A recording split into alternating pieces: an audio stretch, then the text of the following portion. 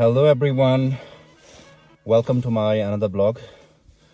और गाइस, आज मैं आया हूँ त्रियुगी नारायण में। त्रियुगी नारायण पड़ता है गौरीकुंड से ऑलमोस्ट 7-8 किलोमीटर ऊपर है। तो यहाँ पे महादेव और माँ पार्वती की शादी हुई थी। तो अभी चलते हैं मंदिर में।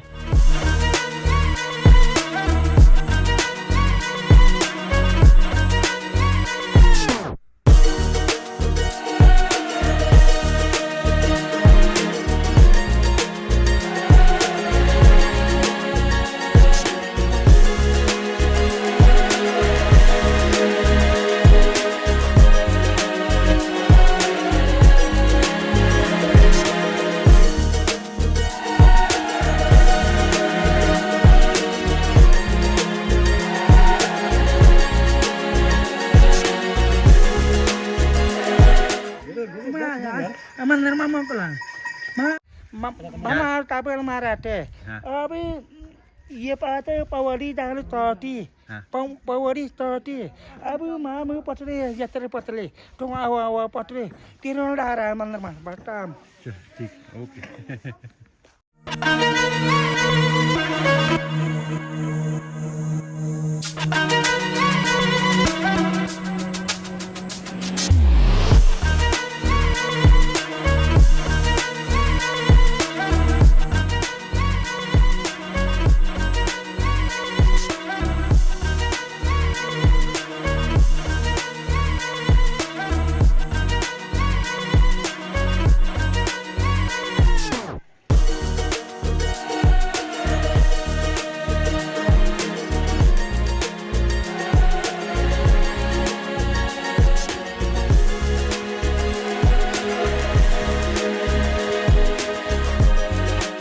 पुजारी जी, बताइए यहाँ के बारे में थोड़ा सा। जहाँ पे आप आ रखे त्रियुगी नारायण है। त्रियुगी नारायण इसलिए कहा गया है इसको कि त्रेता युग में भगवान विष्णु का 52 अवतार माँ अदिति के गर्भ से ऋषि कश्यप की संतान का जन्म इसी स्थान पर त्रेता युग की भाद्रपद की एकादशी रोहिणी नक्षत्र में भगवान विष्णु का 52 अवतार यहाँ पे होने के कारण तीनों लोगों को जीतने वाले जिन भगवान विष्णु का जन्म इस स्थान पे हुआ, ये त्रियुगी नारायण कहलाए।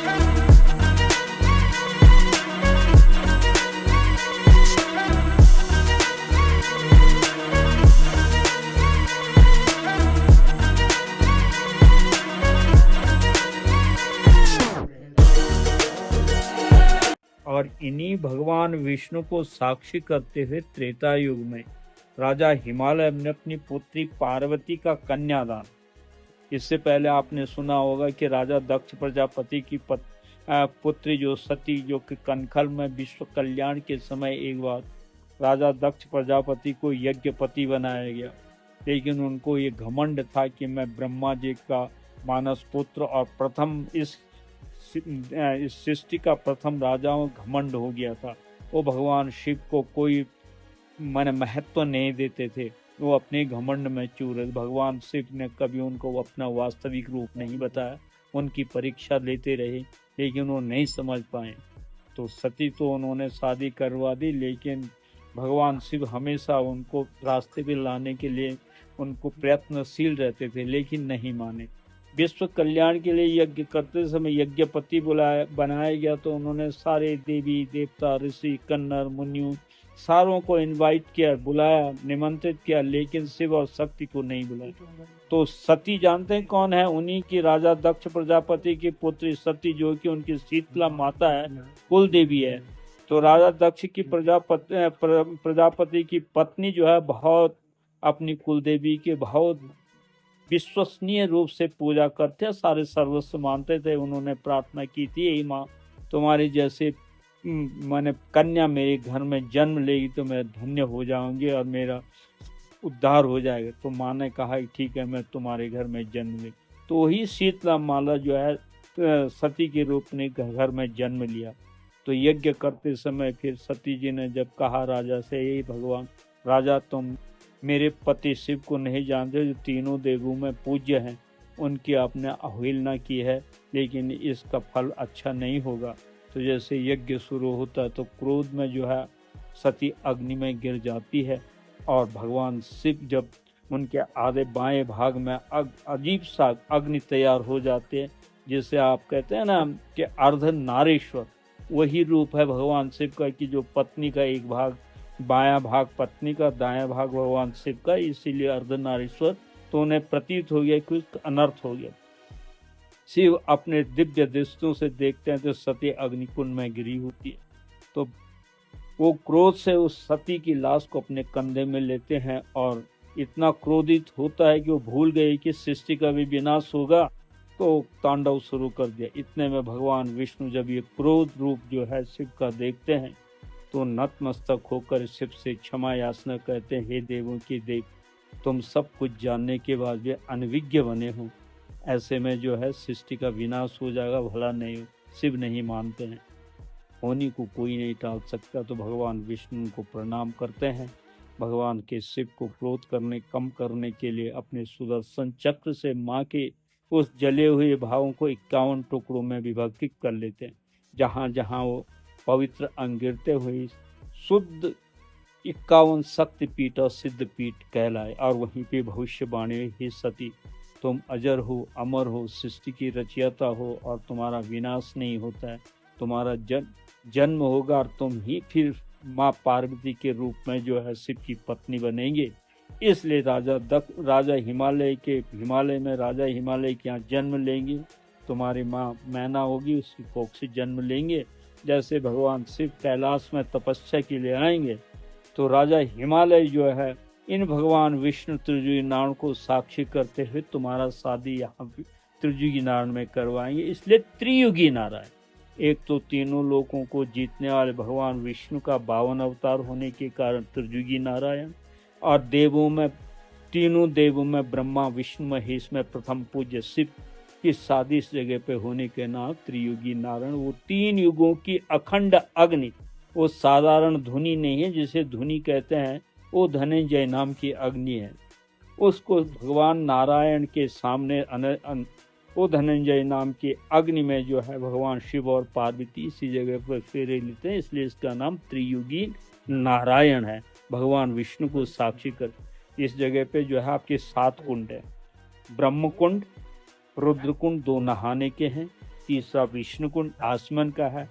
जो उस कुंड में जो भगवान का विष्णु है उनके कमल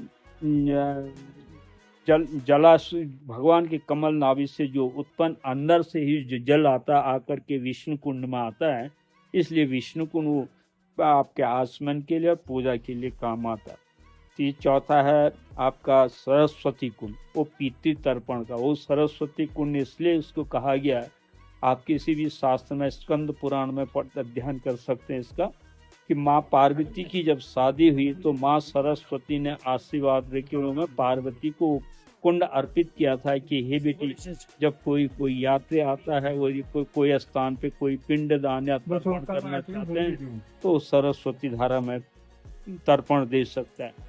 5वां है नारद कुंड, वो आपका जो है पिंड दान।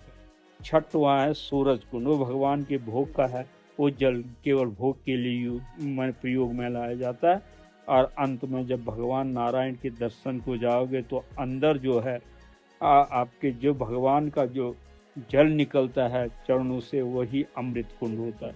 ये जल बाहर से आया हो ना, यही मंदिर पूरे जल में, ये भगवान विष्णु की लीला है। इसी जल में ये मंदिर स्थापित राजा हिमालय ने करा। ये त्रेता युग का मंदिर है। केदारनाथ का जो है शिव शिव जी का जो मंदिर है पांडवों द्वारा बनाया गया है, इससे भी पुराना प्राचीन मंदिर है। अच्छा। ये त्रियुगी नारायण बहुत प्राचीन मंदिर है, इसका बड़ा अध्ययन आपको शास्त्रों से मिल जाएगा।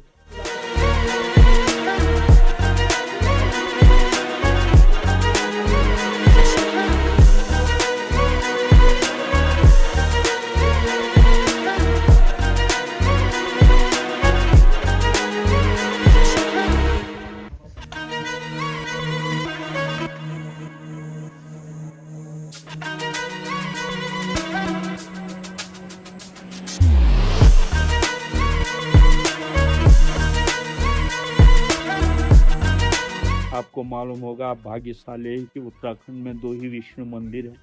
यहाँ पे भगवान त्रिजुगी नारायण 52 अवतार के रूप में भगवान त्रिजुगी नारायण का, बद्री नारायण में योग रूप के रूप में भगवान बद्री विशाल का, दोनों ही माँ आदित्य और कश्यप ऋषि की संतान। यहाँ पे भाद्रपद में जो मेला लगता है, यहाँ पर बामन द्वादशी के नाम से जन्मोत्सव मनाया जाता है। बद्री नारायण में माता मूर्ति का मेला होता है, जहाँ भगवान विष्णु जो अपनी माँ को मिलने जाते हैं। दोनों एक ही स्वरूप, एक ही दिन पूजा होती है, मने ये होता है। तो ये छोटा सा संज्ञान में आपके और दिया। ये पुजारी जी, मेरे को एक चीज और पूछनी थी जी, ये अखंड अग्नि के बारे में बताइए। ये अखंड अग्नि उसी समय के अखंड अग्नि, जैसे धनंजय नाम की अग्नि मैंने अभी बताया, ये धनंजय नाम की अग्नि है।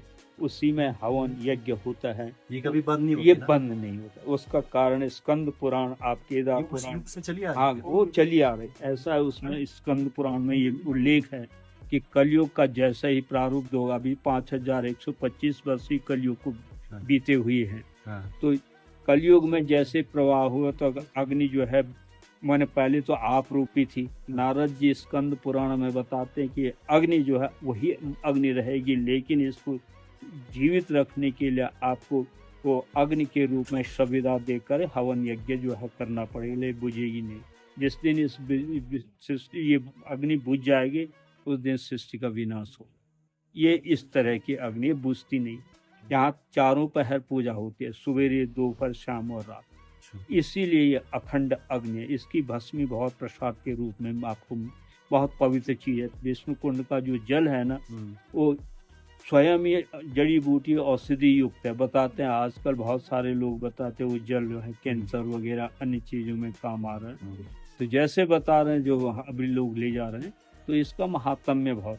ये अभी प्रचार प्रसार के अभाव में इस चीज़ का ज़्यादा ध्यान नहीं है, लेकिन ये बहुत प्राचीन मंदिर है। और यहाँ पे शिव और पार्वती, नारायण, लक्ष्मी, बद्री विशाल की 12 महीने पूजा, यहाँ पटबंद नहीं होती, इसलिए इसका महात्म्य बहुत ही। तो भगवान आपका कल्याण करे। छोटा सा ज्ञान मैंने बेरना आपको बता रहा है। कल्याण बहुत बहुत धन्यवाद। कल्याण की जय।